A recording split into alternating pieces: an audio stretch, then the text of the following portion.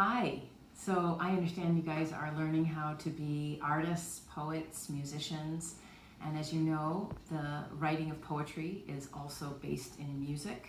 So I'm going to teach you a little bit about how to write new creative lines and poetry that might become lyrics to a song. So first, when I'm going to write, the first most important thing is to find a quiet place to sit and think.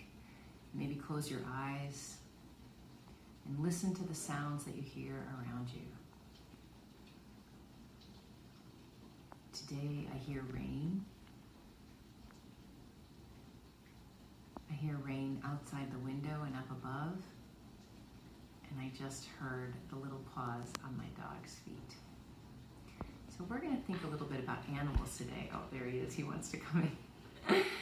But first, what I think is also important, I always want to sit and listen first when I get warmed up. And then secondly, to warm up, I read poems by people I admire that influence me. So I always have books around me. Today, I'm going to focus on, I always have this book that I have marked up quite a bit. It's called Writing Poems.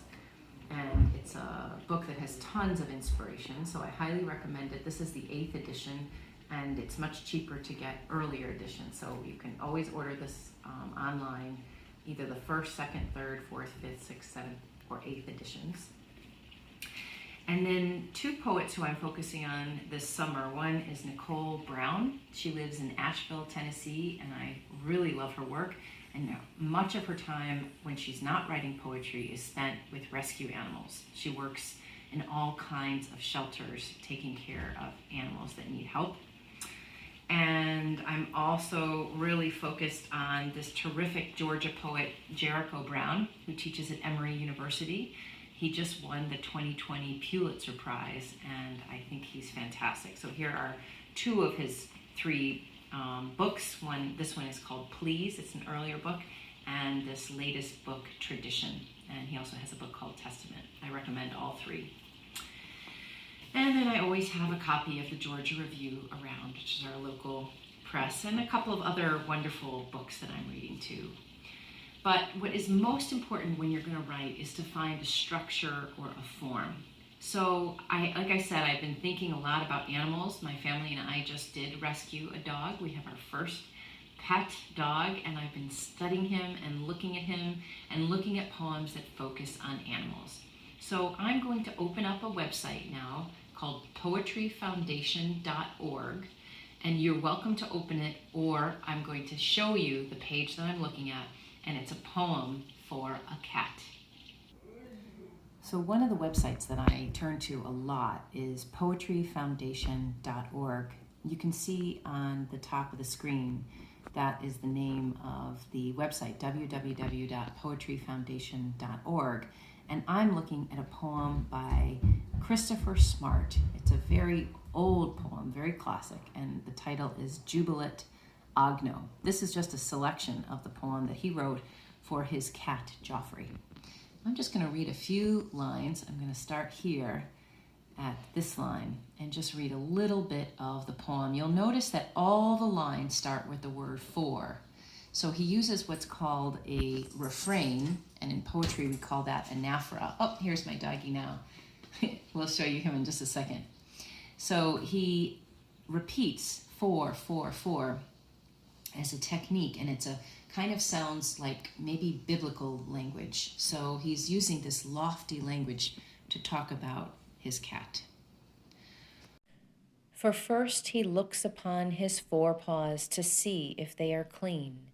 For secondly, he kicks up behind to clear a way there. For thirdly, he works it upon stretch with the forepaws extended. For fourthly, he sharpens his paws by wood. For fifthly, he washes himself. For sixthly, he rolls upon the wash. For seventhly, he flees himself that he may not be interrupted upon the beat. For eighthly, he rubs himself against a post. For ninthly, he looks up for his instructions. For tenthly, he goes in quest of food. For having considered God and himself, he will consider his neighbor. For if he meets another cat, he will kiss her in kindness. For when he takes his prey, he plays with it to give it a chance.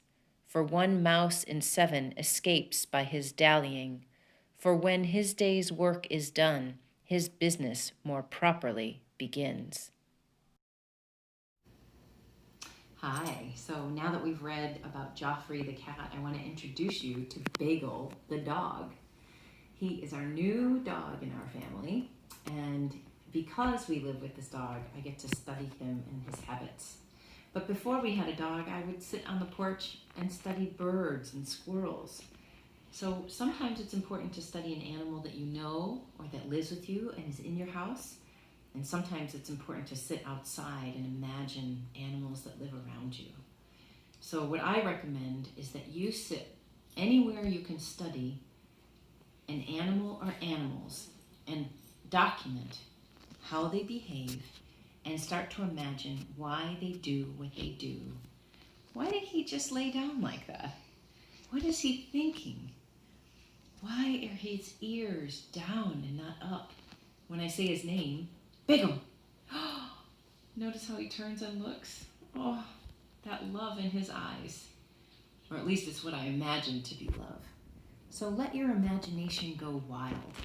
What might the animal that you're studying or thinking about be doing or thinking or breathing?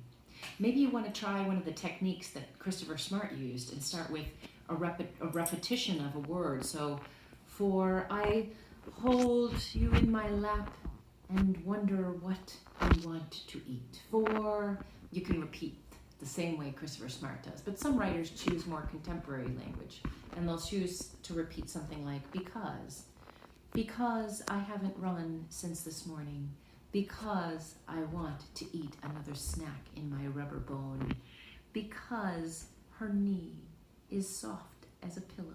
I don't know. I'm just imagining things. But take any word that you can repeat over and over, and then after it, add a detail about that animal that you're studying or focusing on. When you finish that poem, let it sit for a while. Come back to it. See if there's some rhythm you can build to hear the lines as like a kind of music.